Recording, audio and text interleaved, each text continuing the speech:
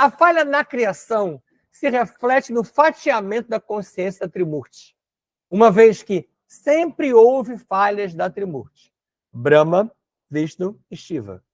Falhas, sobretudo, em que, ao se comunicar com os níveis abaixo dela, desde os demos até os fractais em 4D. Você, observe como é falha a ligação desse Deus com a humanidade até hoje. Brahma, que representa algo similar a um filho paralítico novato, caiu na criação dele. Observe que algumas coisas eu vou repetir para você sedimentar. E aquilo que eu não vou voltar a explicar, porque eu já expliquei, tá? E as gerações de demos e clones no Brahmaloka replicaram essa falha. Uma vez que o Criador é falho, tudo que vem dele tem um pedaço dessa falha. Tem parte desse código fonte definidor. Ok? OBS 1. Criação. A singularidade, a tal da sopa de quarks e gluons, na ideia da ciência, que hoje é falado dessa maneira, que terminou no Big Bang, que expandiu, na verdade é o mito do ovo cósmico das mitologias. Hoje, a ciência já admite uma singularidade que expandiu, não é nem explodiu mais, que eles falam, expandiu na forma de um Big Bang. E essa é a analogia ao mito do ovo cósmico das mitologias. Só que as religiões utilizaram essas informações e nos momentos de criação de cada religião, elas copiaram essa lógica e adulteraram as mitologias. Tanto que, se você observar, as religiões criaram trindades muito depois das mitologias, baseadas nelas, mas para o domínio próprio. Big Bang ou Rajas, aqui uma imagem bem interessante do que pode ter sido esse Big Bang. E observa que aqui, ó, a ciência, ela já admite hoje a existência dos dois universos. Ela já fala nisso. Procura ver como eles já falam num universo imaterial, tanto que relaciona a matéria escura e energia escura, que eu pretendo também fazer essa associação para vocês mais para frente, com essa lógica da influência da energia que vem desse outro lado. Tá? Os clones do Criador. Está aqui um clone, essa imagem eu mantive, porque eu achei ela muito boa. Parece mesmo um robozinho, né? E assim são os clones robotizados. Os primeiros deles surgiram há 500 bilhões de anos. Então, estamos falando aqui de períodos muito anteriores a nós, aqui como seres humanos agora, né? Os clones mergulharam na criação para ajudar a corrigir a falha do Criador. Já falei sobre isso, mas mais para frente eu vou detalhar mais. E esses clones têm longas vidas, longas existências. Não é vida eterna, como está em muito livro sagrado. É vida longa. O que eu chamo de longa? Bilhões de anos. É longo mesmo. São chamados de anjos ou anjos clones, que atuam naquele modo colmeia, aquele modo de submissão que eu já venho explicando para vocês há algum tempo. Nas mitologias, essa realidade cósmica e as ideias sobre clones e outros seres, além dos clones, como os demos, biodemos, biodemol, demobiol, ela é normal e muito anterior às religiões. Ou seja, as mitologias tratam isso com uma incrível normalidade. E nós relegamos essas informações à lenda. Por quê que é mais normal? Porque elas faziam uma definição que é muito importante que a gente tenha em mente, que a gente recriou na lógica religiosa. Havia anjos bons e anjos maus. Deuses bons e deuses maus. Demos bons e demos maus. E humanos bons e humanos maus. A religião fez o quê? Todo demo é mau. Todo anjo é bom. E rotulou isso. E é assim que as pessoas creem até hoje.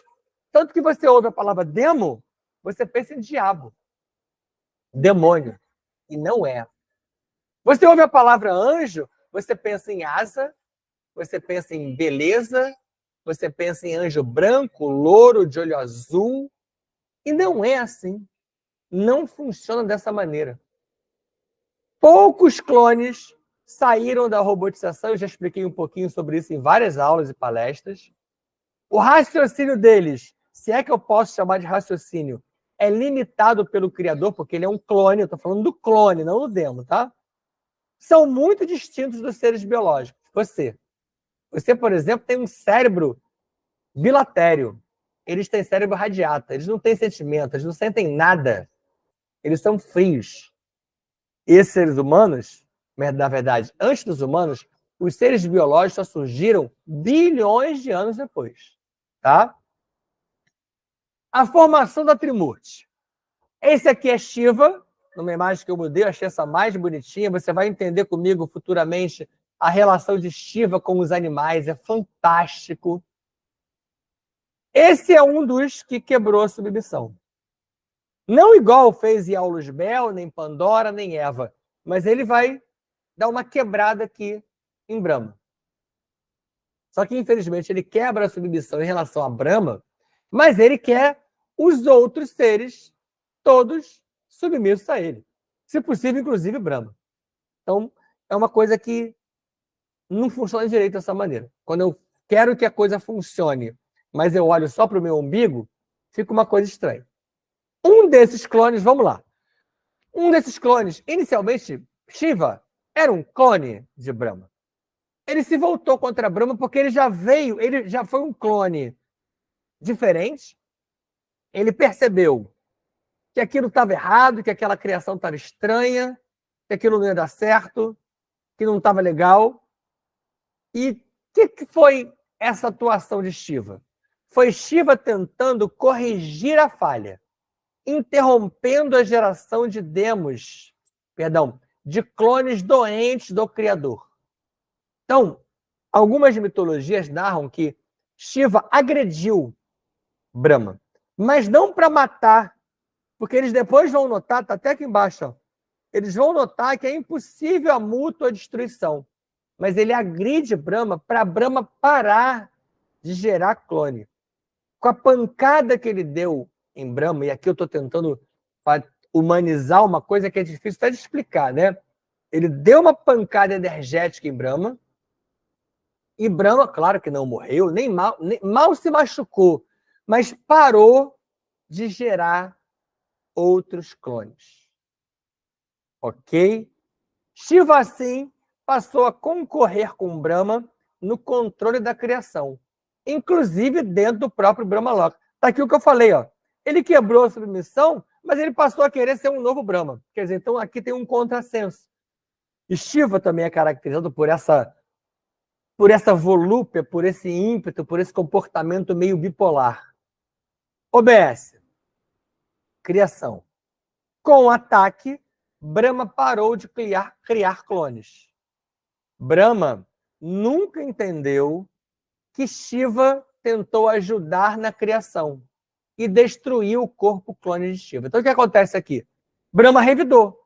E no que ele revidou, ele destrói o corpo clone de Shiva. Mas só que a essência de Shiva não morre. O que Shiva faz? Ele precisou alocar a essência dele em um corpo demo. Então, ele gera um corpo demo para ele e aloca a sua essência ali. Algo similar ao tal do fatiamento de consciência. Essa parte aqui eu já falei para vocês, da mútua destruição, que é impossível. E na sequência surgiu Vishnu.